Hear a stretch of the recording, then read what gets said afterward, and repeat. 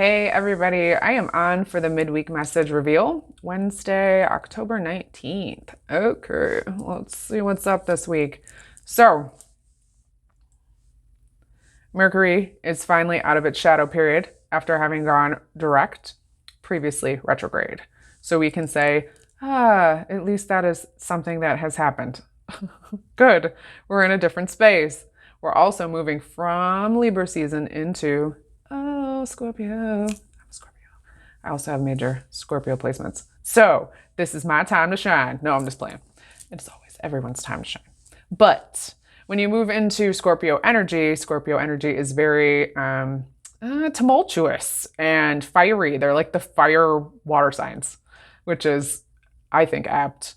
Love to dig deep. The investigators, death and taxes, relationships, understanding what's under the rug that's gotten swept under there is Scorpio, big Scorpio energy, right?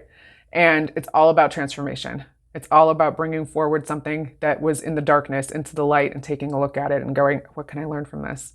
But at the same time, Scorpio likes to hold on to things and has a hard time relinquishing control. So they're going to feel that kind of push and pull. And then, of course, you add the water element, and then it's just like emotions. So we have Venus that's actually moving into Scorpio. And on the 23rd, we have Scorpio season starting. On the 25th, we have a new moon and a eclipse, solar eclipse in Scorpio. Big, huge, stiff. With the full moon at the end of the month, next month, that's going to be in Taurus, that will be a lunar eclipse. Lots of stuff happening here. So Scorpionic energy is going to kind of shake stuff up and going to continue to kind of literally, like if you think of like a snow globe, at the bottom, like if you just kind of like rustle it a little bit in your hands, you kind of get a little bit of that stuff up there. It's like, no, we're straight dunking it upside down and pulling it. And it's just like, oh, so that's what's happening.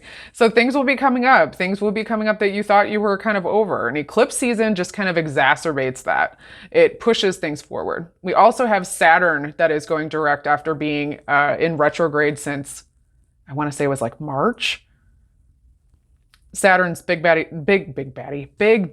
Saturn's coming in and really kind of pressing and pressing and pressing on the things that are just a little bit sore in order for us to let those things go. You combine that with Scorpio that wants to take care of things and shake things up, all the other energy that we've been dealing with, and then you add eclipses on top of it to kind of jettison it even further. If you haven't dealt with your stuff will deal with you at this time. That's not a scary thing. It's like okay, well, this is what's happening and we are moving forward. So prepare for the push, prepared for, to kind of, you pick something, go with it. There's a lot of indecision. All right, I'm going to jump into the cards. All right, number one, if you are in group one, picked card one, your card is Spirits of Manifestation. Beautiful card. This is an 18, which is a 9. 9s have to do with finishing something, being nudged to finish something before you can get to the next stage. So this is all about blocks. I'm getting a lot of energy that has to do with a real sort of breathlessness that kind of moves into the chest. It feels anxious. It feels heavy. There may be some labored breathing. There may be almost a feeling of not being able to breathe, feeling all of the ways in which breath is kind of affected, but in a way that makes you feel either like you can't catch a breath or you're unable to let out like a deep sigh. There's almost like an audible sigh that just wants to come out of one. And you guys are just really holding back a lot of stuff. Why? It's like emotional constipation. You need to let this go. You need to let things happen because you can't spiral. The spiral of manifestation is something that's a wheel, right? It's something that's supposed to continue. It's supposed to be cyclical. It's supposed to move and flow. And you're supposed to go from this point to this point and this point to this point. And then you go back around again, right? But what's happening here is that your own inability to kind of pick something and do something is causing that spiral to kind of, you can't grease the wheels here. So you're not getting the stuff that you want, one. And you have the ability to bring that to you, and you're just kind of, I'm not really sure what it is. Why are you doing this to yourself? What is the issue?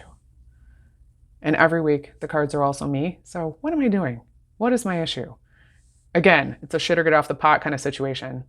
If you want to bring these things into your world, you can't stop asking why it isn't here yet. You need to start acting as if it is. Step into a space where you know that it's on its way. Trust. You need to lean into an area of trust within yourself, trust within the universe, trust within your higher power, whatever it is that you believe in, however it feels good to you, put it on that, ask for it. And if it's something that's difficult and you feel like you can't really connect to that energy and you don't know how, just say, please, higher self, because everyone has one. You can even think of it as your super you if that is, if it's too spooky.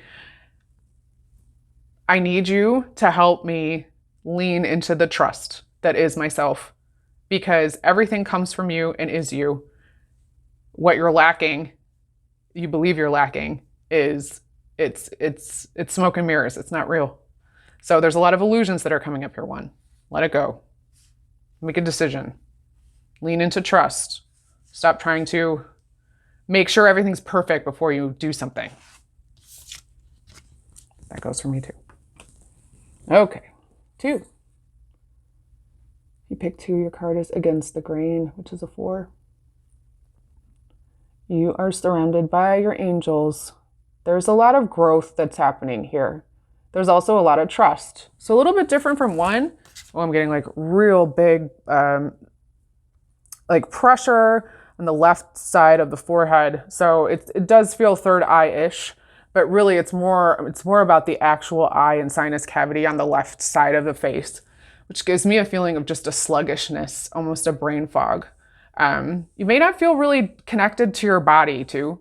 And that sort of disassociation is something that's been happening frequently. It is something that you're using as a way to kind of check out. It almost makes me feel like there's more to be said here. Like there's something that's being used in order to allow you to check out, whether it's substances, where it's like food or weed or beer, whatever it is, or if it's maybe you're spending a lot of money and buying things for yourself unnecessarily, or even over functioning in the overworking way. So like, these things need to be done. I don't have time for this. I'm not taking care of myself. I'm not giving myself space. All of that is just a way for you to kind of literally move your spirit and your emotional self from the body. And that is difficult. And that's where I feel that the against the grain term is coming in, which is definitely different than what this card probably means, according to the artist author. But as you can see, we're underwater here, and there's all these like dappled lines that are on her. So these, in a sense, I see them almost as scars of the past, things that you've gone through, things that you have experienced too. And these are things that you take with you. So you can't get to a space of freedom here. You can't be flying in the sky, even though she's kind of underwater. You can't be flying in the thoughts. You can't get out of your emotions if you're not feeling them, or if you're not acknowledging that those things had happened, or that there are things that have changed you and caused you to be a different you than you were before. You're going to carry those things with you. So even though, you want to change, you want to do something different, you want to be a better you do have to integrate and accept the parts of you that have come before you, that have made you who you are right now. Because you wanting to be someone else wouldn't be that person if you weren't those other people. And it's kind of a way in which it's almost like you're stopping the progression of moving forward in leaning into the things that you feel that life is about. So there's almost like a loss of magic. It almost feels like there's a boredom here. There's a sadness here and too. And it's not a negative. It's actually positive for this time. I would suggest, with the new moon coming up in the week, that you would ask for something to replace this feeling. So this feeling of heaviness, this feeling of, I don't know what I can do, this inability to stay within the body.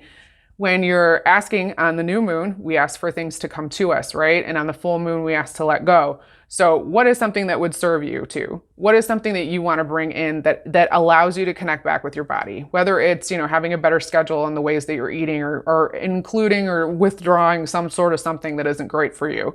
And taking that extra time that you would normally go and, sit in front of the TV and have a couple drinks, or, stay late at work when you should leave because you are paid for X amount of time and you're putting in for no reason and feel like you have to. What can you do for yourself to connect back to yourself during that time for whatever time that takes? Even if it's something that you cut out once a week. What can you do there? I think you'd be surprised. And it's guided. It's you're safe to lean into this choice to let go and reconnect with yourself. All right, 3. Diving for light. Okay, group 3. Beautiful. We got a lot of underwater vibes happening here. So diving for light, that's an 11, which is a master builder number. So big manifestation opportunities here. It's also a 2. So this is kind of a confirmation. I always see 11s as double-sided, and the upside of it as well is that it's confirmation that you're doing the work and you're on the right path.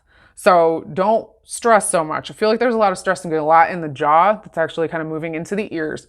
There may be some changes that are happening in the way that you're communicating, and it's almost in the way that you're understanding people. There's a shift in the way that you have represented yourself to a group. And this representation, the way that you're presenting yourself is a bit different, and you're noticing it. It's almost like something that you're doing on purpose. Whether that is trying to be, if you're kind of introverted, you're trying to be a little bit more extroverted.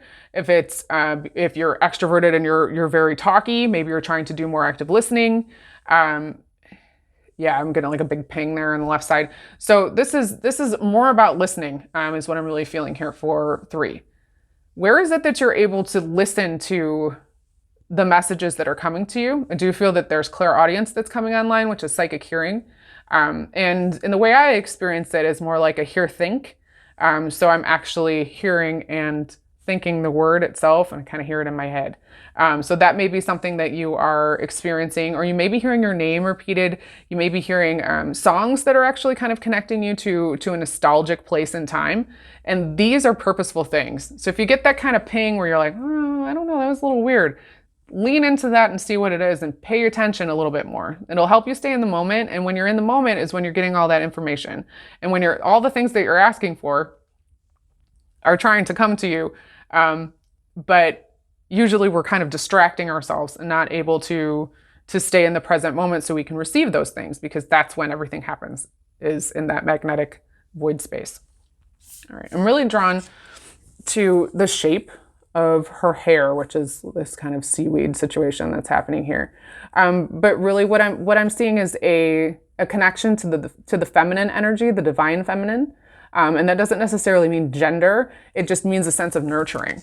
And there's a want to connect to a female figure, a nurturing mother figure, maybe even, this might have something to do, I'm kind of getting something about like Halloween, where there might be that's when we get to dress up and be other people. This is when you get to, have influence on children who get to pick who they get to be and things like that. I really feel that there is a lot of like powerful female energy that's coming through that wants to be represented. And also, of course, the time of the witches, the time of Samhain, the time of blessings, and the veil thinning. So I wouldn't be surprised, 3, if you start to experience a little bit more woo that's going to be happening for you. Woo happening for you. And again, with the water, as we've seen here in the previous card too, and also talking about Scorpio season and those things coming up, you're going to really be experiencing some deep emotions, some things that you kind of forgot about. It's going to kind of take you back to, I want to say springish, yes, of this year. That also goes for everyone. When we deal with eclipses, when they come up, they're going to kind of kick us back to the last time we were in eclipse season, which I believe is in the spring. So pay attention to some of those things that were happening then. See if those things are syncing. Okay. Well, those are your messages for this week. If you would like to work with me, I would love to work with you. So check my link. If you like this, I would love to hear about it. And if you have anybody else who would like to see it, please share it. That would be awesome. And I hope you have a fab week, and I will check y'all next week. Hang in there. Be cool to yourself. Peace.